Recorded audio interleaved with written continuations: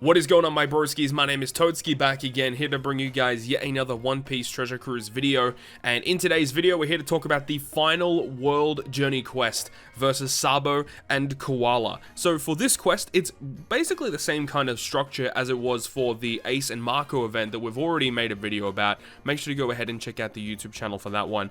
But it's the same kind of quest where there is an 8 and a 4-star difficulty. The 8-star difficulty you can clear 20 times, whereas the 10, or not the 10-star, but the 20 stamina is clearable 10 times. So with these quests, you can get these rumble scrolls, and if you were lucky enough to pull either one of the new Sabo or Koala characters, they give you 4 additional drops per unit. So it's ideal to build a team using those characters, and if you were unlucky enough not to get those characters, or you decided not to pull, which is definitely the wiser decision, you can go ahead and use them as friend captains and try to clear them that way as well. So for this particular quest, we can go over to the Chopperman missions, because there are a couple of missions that are noteworthy. So scrolling past that, we have this mission here, which is clearing the lower difficulty with a Sabo on your crew, then do it with any Koala, and then there is a mission for clearing the lower difficulty with a Sabo and a Koala on your crew, and then for the higher difficulty, it's the same thing, one with a Sabo, one with a Koala, and then one with both of them. However, for this quest, there is actually like additional rewards based on how many times you clear these quests. So you can see that if you do go ahead and reach the 30 difficulty, or the 30 clears of any difficulty, you get a gem and a rumble scroll set, and you just get a bunch of gems as well. So it is ideal to go ahead and complete this quest, do it 30 times by clearing all of these up, and you'll get a bunch of missions for doing so, and also you'll get those rumble scroll drops along the way. So not a terrible quest to go ahead and do. Farm up those rumble scrolls to level up your rumble abilities for all of your really cool characters. So that is pretty much all I have for you guys for this part. I have 3 separate teams in this video that can go ahead and clear this particular event. So without further ado, let's go ahead and get into the video. Jumping on into the video, we're going to start things off with my old mate, Goldie Roger. And I wonder if you guys are sick of me using Goldie Roger yet, but I mean, he's my favorite legend in the game, man. And he's so good, and he has really good synergy with the brand new Koala. I did, luckily enough, pull the new Koala. Unfortunately, didn't get the Sabo, so that does kind of suck. But as I said, Koala has great synergy with Goldie Roger. And having access to Koala special, if you do get lucky enough to pull Koala, you definitely want Koala as a crewmate. I think this content is definitely built to be running, you know, Sabo as the captain, Koala as the sub, because you'll see with the stage after this, we get binded for our captains for, it's like, what is it? It's an 8-turn bind, and then there's also 2 turns of damage threshold, and you get given block orbs, and then Koala just straight up counters all of that.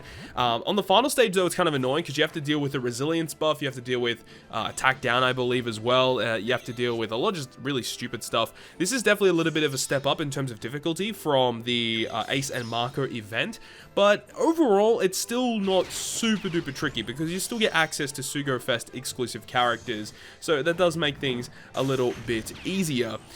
So for this, so you can see here, we just use the Koala to unlock everything. We have Ace and we have the Luffy for the damage increase, but on the final boss stage, as we said, you're going to have to deal with attack down, you're going to have to deal with resilience, and the really annoying thing is you have to deal with hunger. It's a 2-hit of hunger on the final boss stage. So if you've got 2 Sabos with limit break, that obviously gets around it, but the way that I'm getting around it is by using Luffy and Ace, because with limit break expansion, that character has hunger, and because it's a free-to-play character, they're going to be completely maxed out. So we're able to completely remove the hunger just with that little ability of theirs, which is nice. So they do remove your accumulated values as well, so if you do have a type of special that likes to store over time, you have to be very, very careful of that.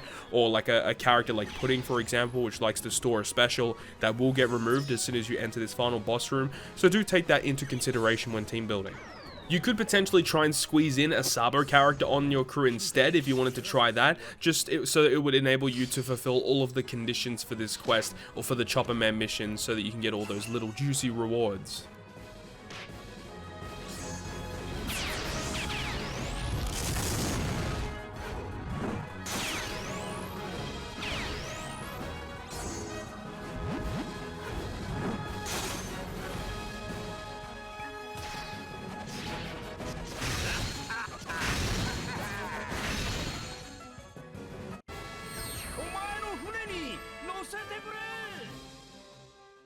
Now this team is really bizarre, but it did actually end up working quite well. So this particular team is using 6+ Robin as the captain, and I'm really looking forward to whenever Robin gets her limit break expansion, because if you guys don't know, on Japan that is currently available, and with Robin's expansion she becomes a 4.5 times flat boost to cerebral characters, which is ridiculously good. But on this team in particular, you see we have Sabo and Koala, the dual legend, because Sabo and Koala, that's going to fulfill all the conditions just by running that one character on your crew.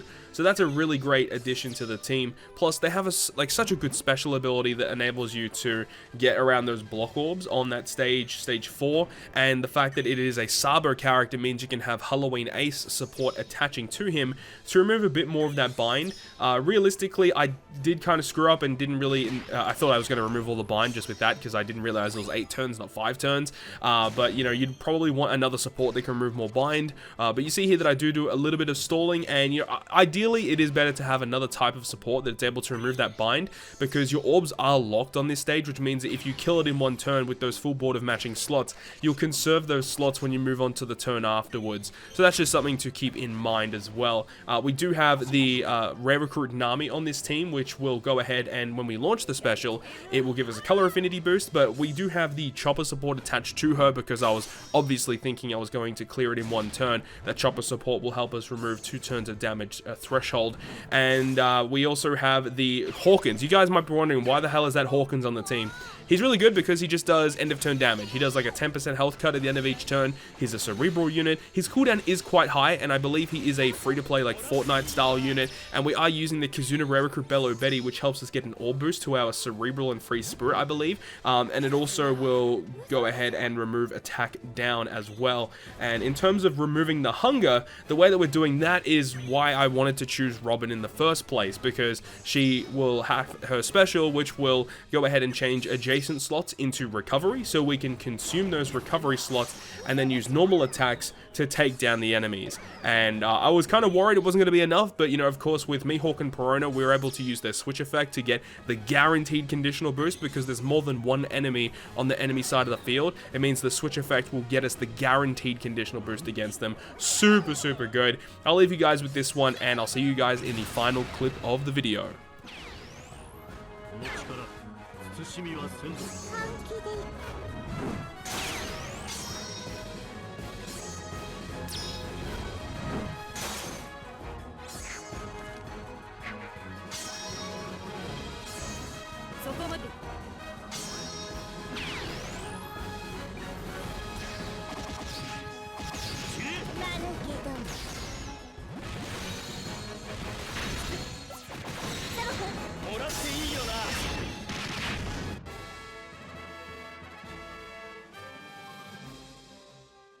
Now this final clip is probably not optimal because we're only using one of the koalas, and you know, you want to get through this content by using, you know, multiple of those koalas and sabos so you can get as many dupe drops as possible. But this team was ridiculously fast through getting this content. We're running this really random Miss All Sunday, which you guys might be wondering why we're running that unit. And again, it's the reason why we're running Hawkins in the last team, because it's one of the only like cerebral units that does end of turn damage. So, you know, you could replace Hawkins in the last team with this Miss All Sunday, but that works quite well. We're using the Kizuna Sengoku, which will help us remove the attack down on the final boss stage, plus him being a strength character definitely is kind of nice, having that type advantage on that final boss stage. Koala once again to remove these nasty debuffs on stage 4. Carrot gives orb boost on multiple stages as well.